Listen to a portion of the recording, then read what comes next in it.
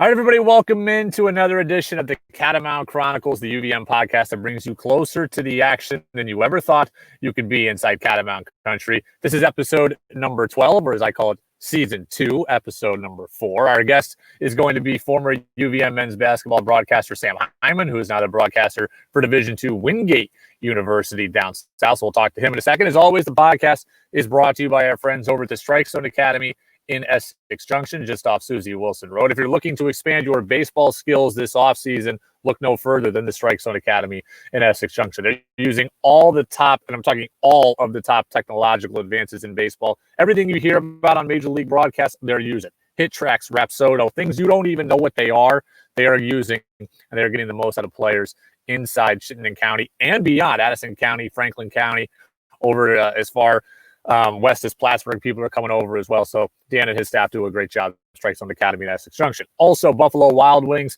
in South Burlington. Their motto is Wings, Beer, Sports. And why would you have any other mottos? We have a football weekend approaching us. So available for pickup and delivery. 802-489-5083.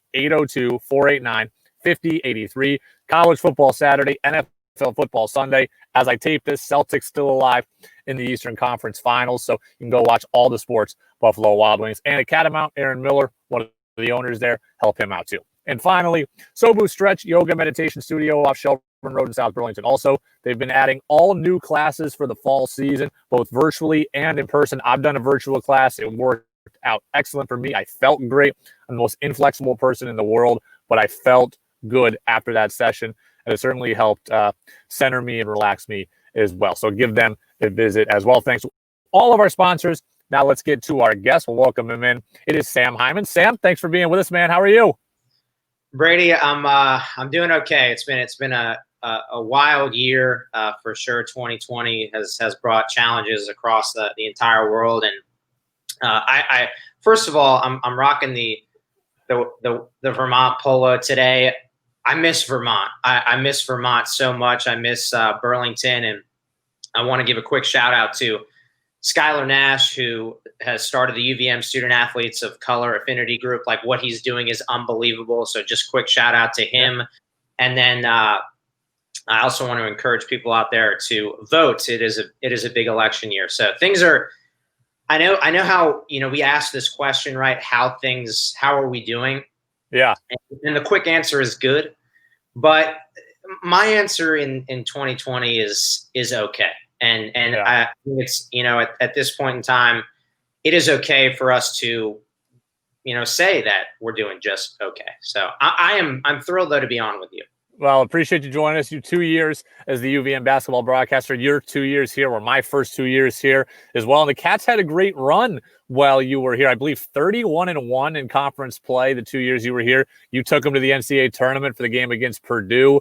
You were also there for the heartbreaking loss against UMBC at Patrick Gym. So you had a good 2-year run, though, overall in Catamount Country.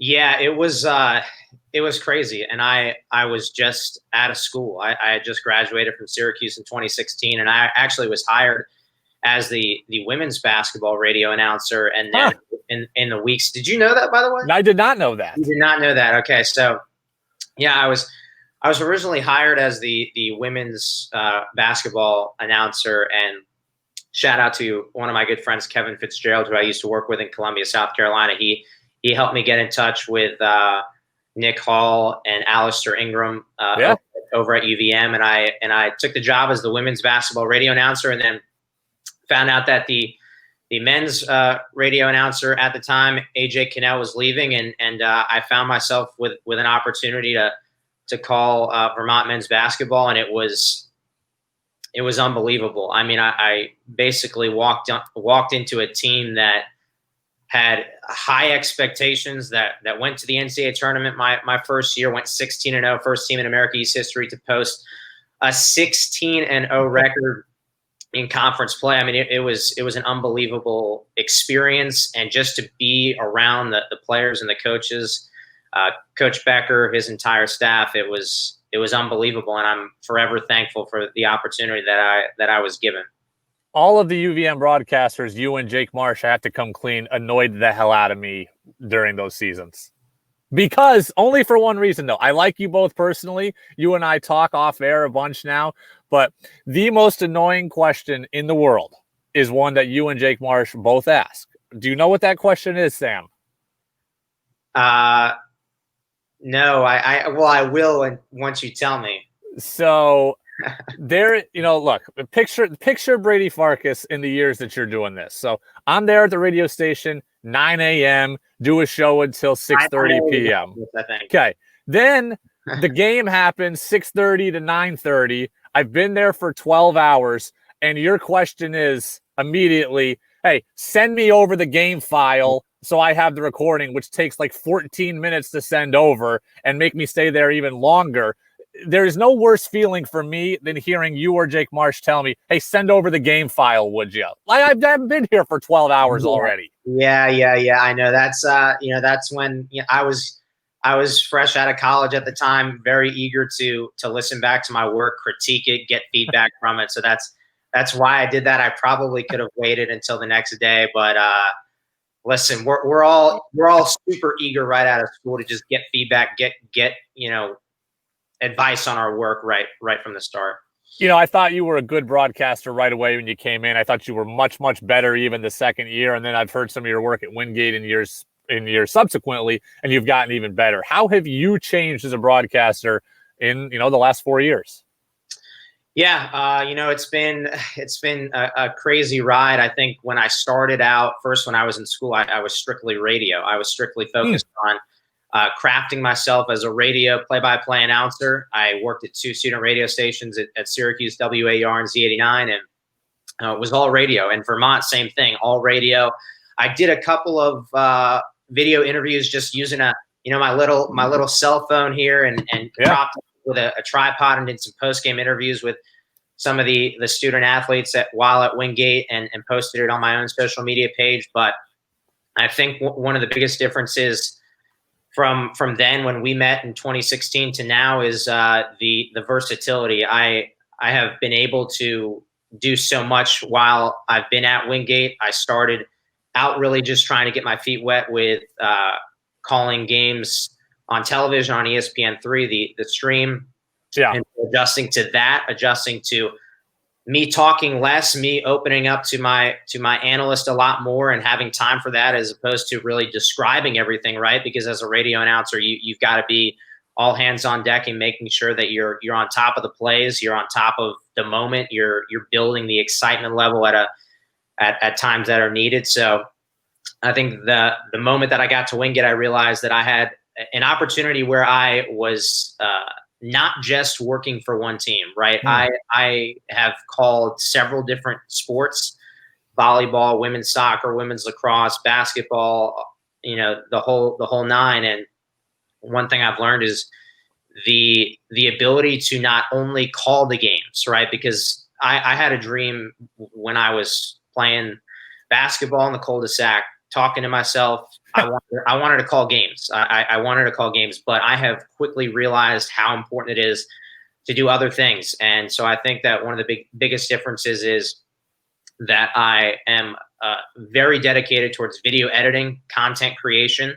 That's one thing that has been huge at Wingate. I've voluntarily so to speak, expanded my role in the sense that I am conducting interviews, creative interviews, sit-down interviews, walk and talks, in front of the camera, behind the camera. For example, I edited a volleyball video where our seniors were given a letter from their parents for senior day, and had them read the letter just for the first time and got them on camera doing that. So those type of videos that are super captivating and such. So that's been one of the biggest differences, is just diversifying myself as a broadcaster and just as a content creator in general. How did you know you wanted to be a broadcaster? Because I remember, and I'm sure you did this too, because everybody who I feel like anyone who's between 18 and 35 now probably did this. I used to mute my video games and announce the video games while I was playing. And I knew my original goal was to do play-by-play, and I would just play game after game and announce them to myself and read the stats from the video game that it would provide you. When did you know? Well, I alluded to it a moment ago, Brady, and it was really when I was in elementary school and middle school when I was outside in my cul-de-sac playing basketball and talking to myself. Okay, it wasn't necessarily I wasn't muting the television and calling games. That's something that I've heard. But I was physically outside playing basketball and I was talking to myself. I was doing like Sports Center highlights and things like that. And I would always get so nervous, right, when a neighbor would walk outside and I'd quickly quiet my voice and realize like why in the world would a neighbor think that I'm talking, like why am I talking to myself? so I that's when I realized it. And then when I was in middle school on career day, I was like one of 3 people to be sent to a radio station that at the time I believe was the home of the Lynchburg Hillcats, the Advanced A affiliate at the time of the Atlanta Braves. And so I got a connection there and was able to sit in the broadcast booth with the radio announcer at the time, Scott Bacon. So I think it started in the cul-de-sac where I knew I wanted to build excitement for a sporting event, and then went from there. I was always talking to myself in the driveway also, but I was always the announcer, but I was always like playing against my rival. Whoever my rival was in real life at the time, like I was in 6th grade, I had a rival. I was in 8th grade, I had a rival. I was in high school, I had a rival. It was always me one-on-one with that rival and announcing me taking the final shot and hopefully making it. I wouldn't say I had a rival, so to speak. But I think like one of the things that was funny is I actually have a buddy from back in high school. His name is David Barney. And he told me this the other day. We were just talking about it, how we created these fake names and basically did a game. Played one-on-one and used the fake names and talked throughout the course of the one-on-one action in the cul-de-sac. I mean, I wish I could go back and find the list of names that we created because it was so unique. I never thought that I would be retelling this type of story where, we created these names, we created a game, we played one-on-one in the cul-de-sac, and lo and behold, it was a broadcast, like a very low key broadcast. I don't think I still have it, and I wish that I did, but you're probably a little too young to have watched this as much as I didn't appreciate it. They do it now again on ESPN Plus, but did you ever watch NFL Primetime with Tom Jackson and Chris Berman on ESPN? I did, yes. I did watch that. Okay. So you're probably a little too young to have appreciated it, but like before there was Red Zone, you'd watch your local games, and then 7:00 on Sunday, that's where you'd see the highlights of the late games, and they were awesome. And that's the only place you could see all the highlights. It was before NFL Network, really before Red Zone Channel. So I would watch that every Sunday religiously because I was a Seahawks fan like you are. They were never on, so you had to watch that to see how they were doing. And Stuart Scott got added to the broadcast for a couple of years. He wasn't on it long term, but I wrote, when I lived in North Carolina, a mock NFL primetime script, like 20 pages. And it got to Stuart Scott because my mom's coworker was friends with him. He signed it, wrote me a note, and said, maybe we'll be doing a primetime together someday. I wish I had that still. I don't know where it is. Yeah, no, that's great. I think like if I could go back, I wish I stored all this stuff somewhere. I know I have bits and pieces of things, but that's Brady. That's awesome. That's textbook. Yeah, I wish that I had it, but unfortunately, I don't think that I do. So you get to Burlington. You're supposed to be the women's broadcaster. You end up on the men's side. The team's really, really good. Were you aided by, or did it add more pressure going to a program that was so good that had history? To be honest, I didn't really feel much pressure at all. I think the first thing I'll say is I felt so comfortable from the start because I think I called Tom Brennan probably 2 weeks in when I was in Burlington. My boy. Yeah, shout out to my boy Tom Brennan. He took me out. I can't remember the name of the place, but he took me out to eat immediately. And we sat down, had a great conversation. And so then I'd show up at a couple of practices and TB was there, and really just that was the big icebreaker, and it made it a whole heck of a lot easier for me, someone that just got out of school and finished up a summer job with the St. Cloud Rocks in Minnesota, summer collegiate baseball team. So I don't think there necessarily was pressure, and to be able to be welcomed in by such a tremendous athletic department that let me call games and do my thing, and I certainly appreciated that. Quarantine has been tough on everybody, and college sports, are starting to come back. We see with football and some others in other conferences. How were you? Because you've done minor league baseball most summers or summer league baseball. What did you do this summer to keep yourself occupied, to keep getting better, to stay sharp? Yeah, so a number of things, Brady, to just sugarcoat it here. I'll go in depth a little bit though. I originally, at the beginning of quarantine, I really started to create these handwritten game boards for NBA 2K6. Yeah, I went back in time and did a couple of games, with the Miami Heat, Dwayne Wade, Shaquille O'Neal, the dynamic duo there, and so did you let the computer play and you broadcasted it, or did you play it and broadcast it? I did not play it. That would be way too hard. And to begin with, I'm horrific at any type of video game, except for maybe SSX Tricky back in the day. But I will say I did gain a lot from just doing that.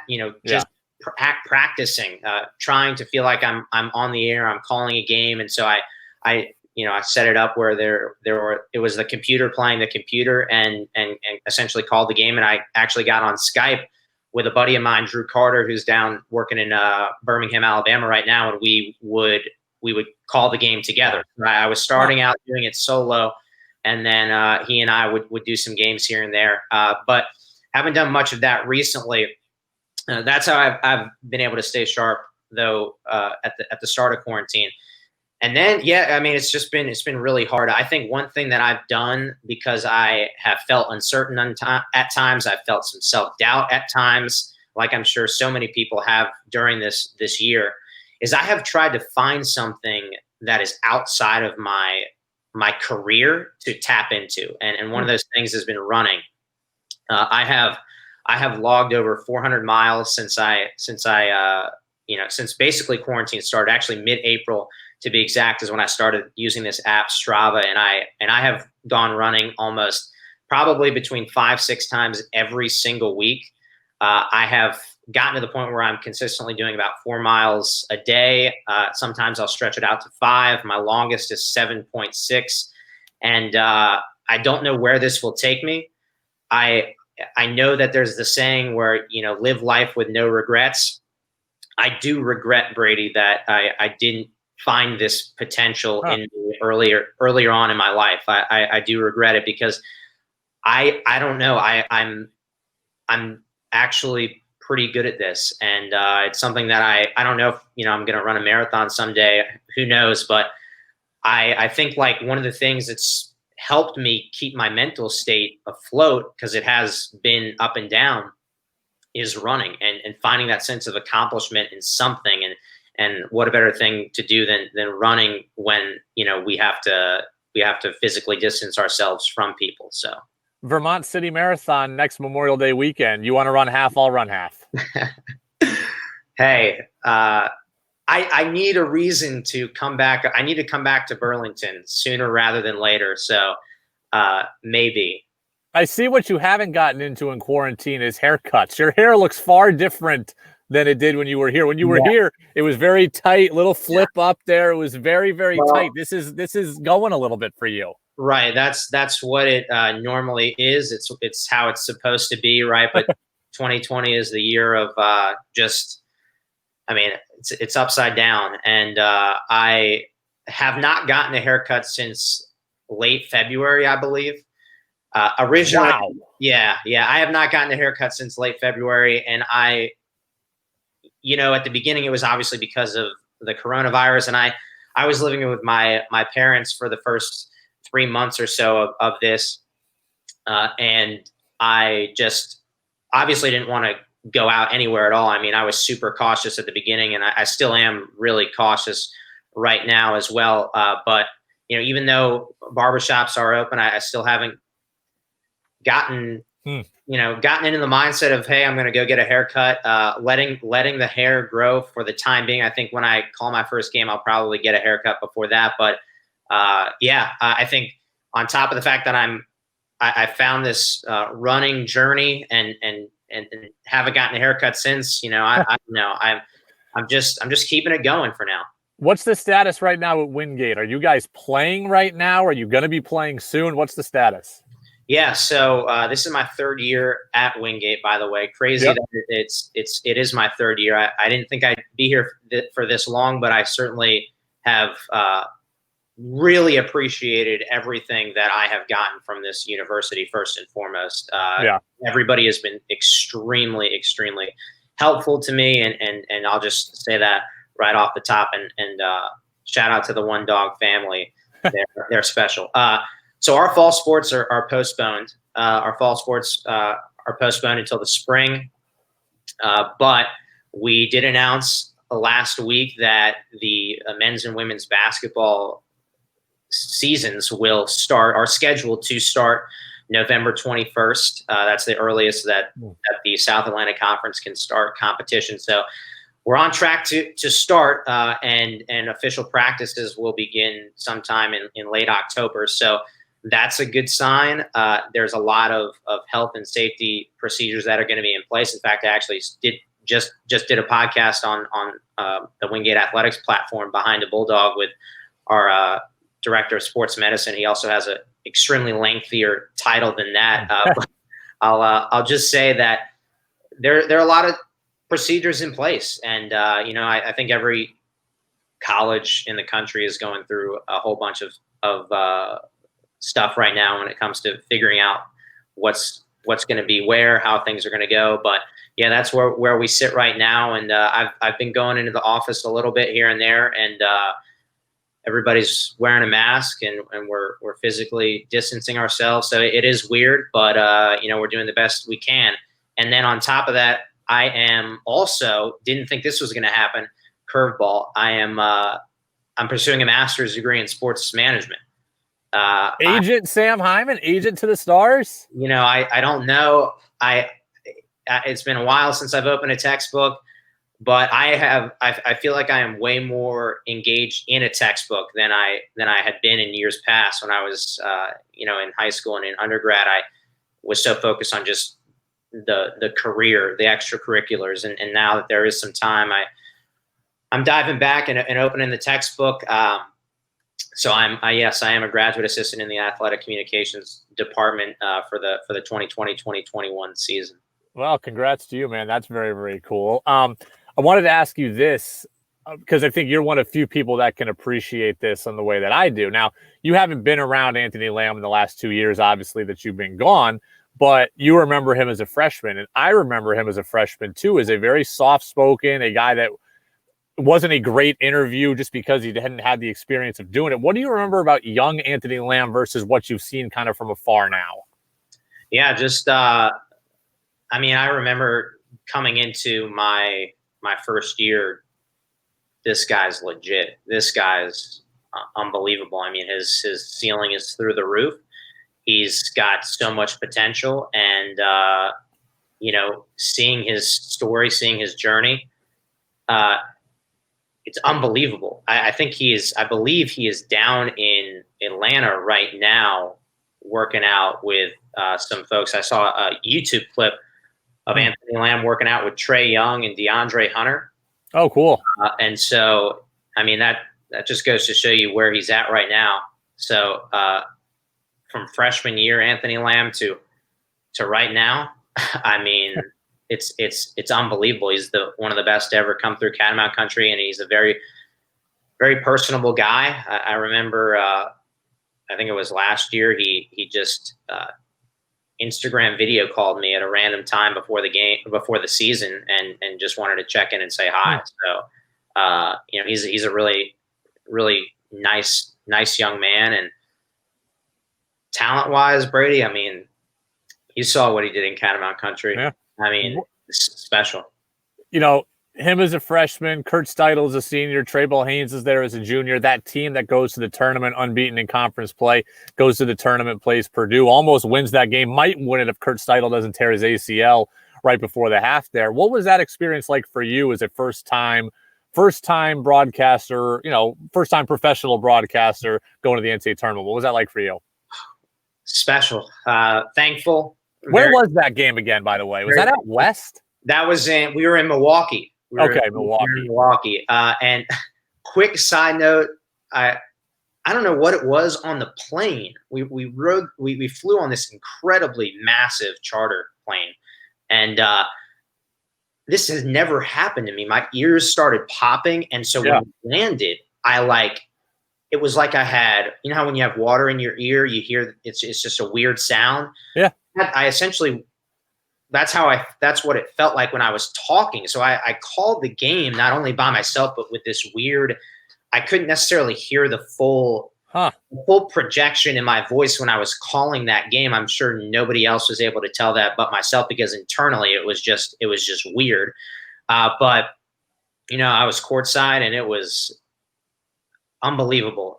They played their butts off. Vermont did. It was very close at halftime, going up against Caleb Swanigan, going up against Isaac Haas, shutting down Isaac Haas, big 7'2" center. Vince Edwards, Carson Edwards hadn't even broken out. Yeah, I think he was at the time. And so it was unbelievable to experience, but not just the game, Brady. It wasn't just the game. It was being around the staff on that stage, being at the practice at the Bradley Center, being around the guys and seeing how much the moment meant to them, I think, was more gratifying than what it meant to me, honestly. Was that the second trip to Milwaukee that year, or was it the following year they played Marquette? Yeah, so it was the following year we ended up going back there and playing Marcus Howard, who I think he had like 30 plus in that game. It was actually that was Steph Smith's coming out party. That was shout out to Steph Smith. That was Steph Smith's coming out party. He I think he had like at least 20 plus for sure in that game. What conversely, the next year, 1 year later, you and I had talked, and maybe it wasn't official, but I think you knew that was going to be your last year at UVM, because at the time you were so focused on the career, you were thinking about the next step always. So I think you were really looking forward to an NCAA tournament trip again to kind of propel yourself also more into the national conversation. And then the team loses to UMBC at the buzzer. What was that like for you, the professional who was looking to get to the NCAA tournament yourself, but also just being a part of the team? Yeah, a tale of two endings, right? My first year, we go 16-0, and my final call of the America's Championship, dancing, the Catamounts are dancing for the sixth time in history.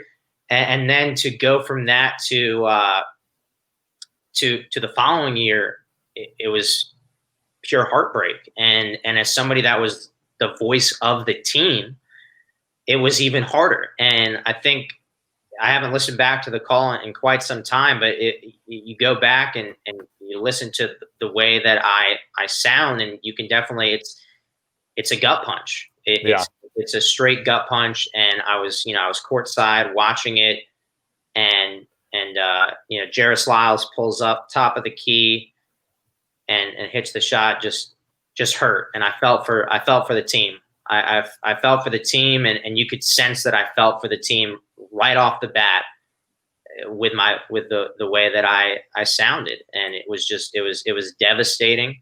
It was heartbreaking, but at the same time, you got to go through some of those lows to reach highs and find out about yourself. And that was a learning moment for me as well.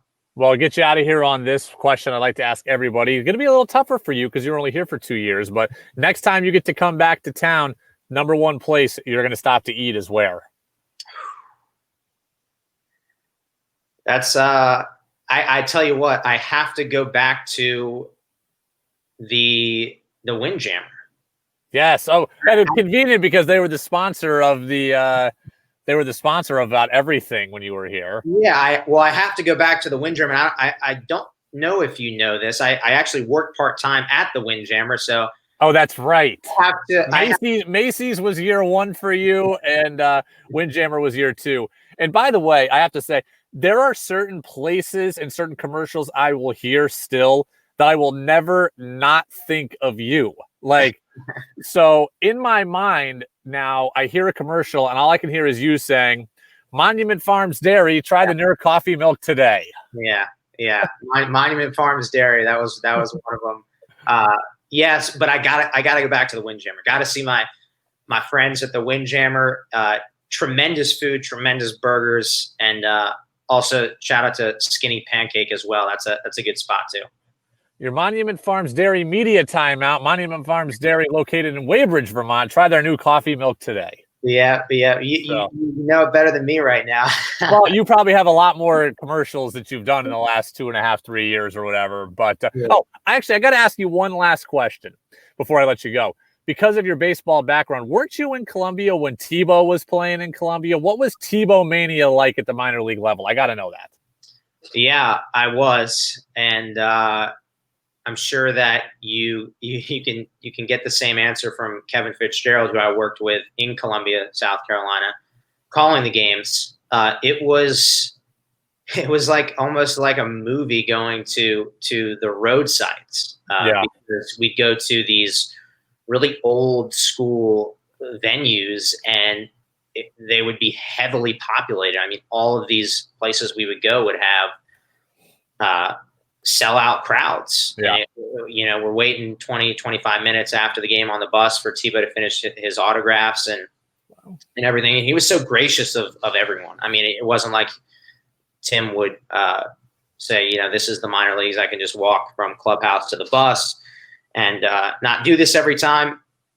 Excuse me. He was super gracious of his time, and we got a lot of media attention. And shout out to team president John Katz and the staff in Columbia for putting together a terrific 2017 season. I mean, that year we also hosted the All-Star game, so it was nuts. It was insane. And Tim Tebow was a pleasure to be around. He was certainly a great person. He's a great person, and we blew the attendance numbers out of the water, not only at home but also on the road. Well, I don't know where in the last 2 years you've developed the affinity for saying shout out, but you said it about 7 times. I love when people say that, shout out. So shout out Sam Hyman, former UVM basketball broadcaster, now at Wingate. He was part of a Catamount team that went to the NCAA Tournament against Purdue. Sam, appreciate it, man. Appreciate your honesty, transparency. Stay healthy physically, and good luck at Wingate, man. We'll be following you along. Thanks so much, Brady. And for everybody, go out, register to vote. And Brady, I look forward to catching up with you soon. Thanks so much for having me on. I really appreciate it, and keep it up. Keep up the great work you're doing.